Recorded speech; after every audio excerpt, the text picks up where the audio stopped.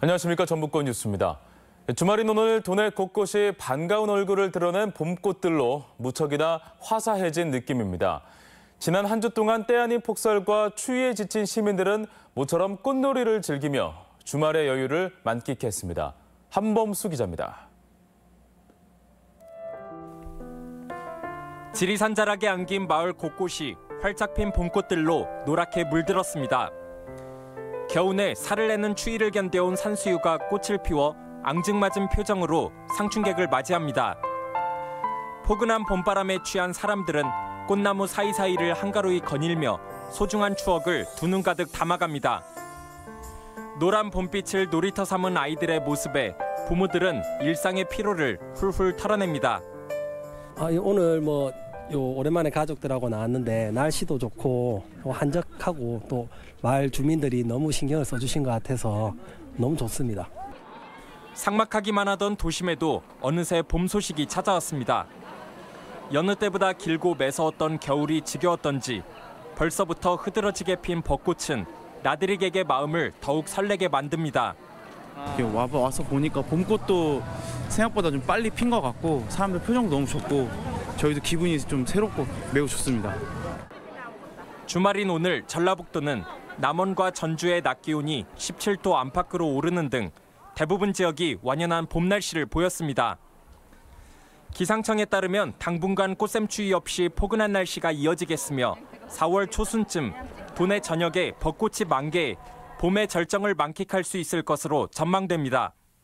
MBC 뉴스 한범수입니다.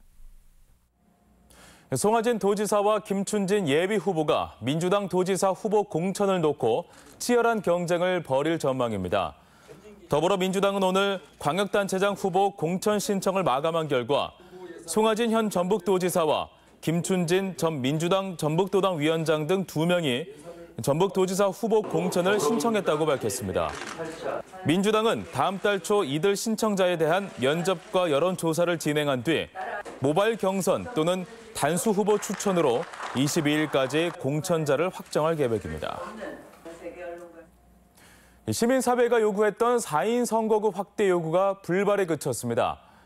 중앙선관위는 어제 전라북도 의정 전수와 선거구를 획정하면서 군산에서 의원 1명을 줄이는 대신 완주에서 비례대표 1명을 늘리기로 하고 전주시에만 4인 선거구 1곳을 확정했습니다. 도내 기초의원 선거구는 그동안 다수당의 횡포로 선거구가 쪼개지면서 4인 선거구가 단 한 곳도 없어 불만이 높았는데 이번에도 한 군데가 늘어난 것 외에는 기존 선거구대로 선거가 치러지게 됐습니다. 군산 페이퍼코리아 공장 이전이 마무리되면서 군산 동북권 개발 사업이 속도를 내게 됐습니다. 하지만 군산 지역 경제가 워낙 안 좋아서 계획대로 순항할 수 있을지 전망이 엇갈리고 있습니다. 보도에 강동엽 기자입니다. 군산 페이퍼코리아가 조촌동을 떠나 산단에 새롭게 둥지를 틀었습니다. 공장은 9만여 제곱미터 부지에 신축됐는데 연간 생산 규모를 27만 톤까지 늘린다는 계획입니다. 새롭게 발전하는 산업용지로 새롭게 업종을 변경을 하고 공장 이전이 마무리되면서 기존 부지를 활용한 군산 동북권 개발 사업에도 관심이 쏠리고 있습니다.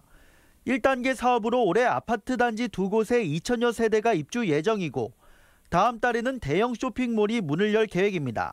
개발로 인해서 동북권이 지금 현재 군산시의 제2 부심 도시권으로 부상되고 있고 하지만 개발 효과가 기대치에 미치지 못할 것이라는 우려 섞인 목소리도 나오고 있습니다.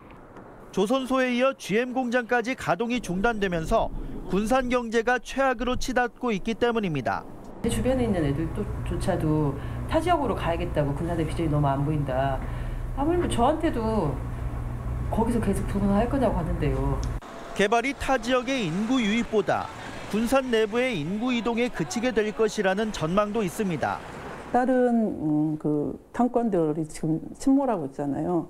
이 부분에 대해서는 어떻게 할 건지 사실은 군산시도 그 책임을 좀 져야 된다고 생각합니다.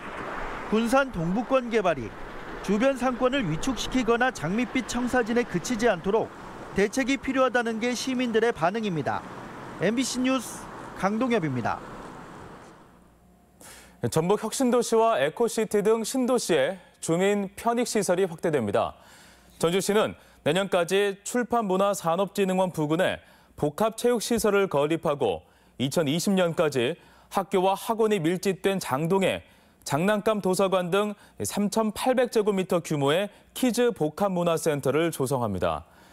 송천동 에코시티 중심지에도 2021년까지 실내 수영장과 키즈 카페, 어린이 도서관을 갖춘 복합 커뮤니티 공간을 조성해 주민들의 삶의 질을 향상시킬 계획입니다.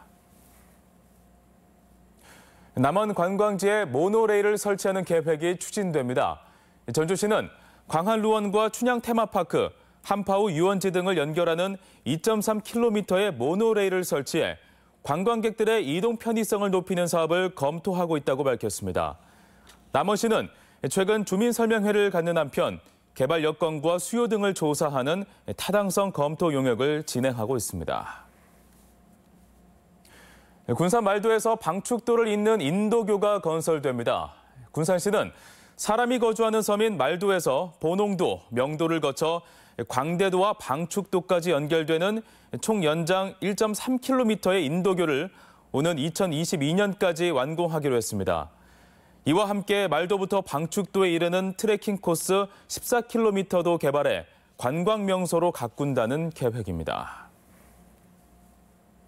농업용 드론 산업을 전략 산업으로 육성하자는 주장이 제기됐습니다.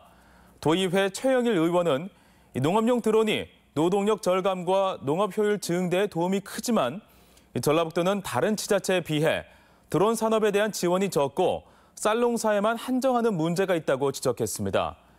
또한 고령화로 일할 사람이 줄어드는 농촌 문제를 해결할 수 있다며 농업연구기관이 밀집한 전북이 드론 산업을 전략 산업화하면 2마리의 토끼를 잡는 효과가 있다고 주장했습니다. 전북권 뉴스였습니다.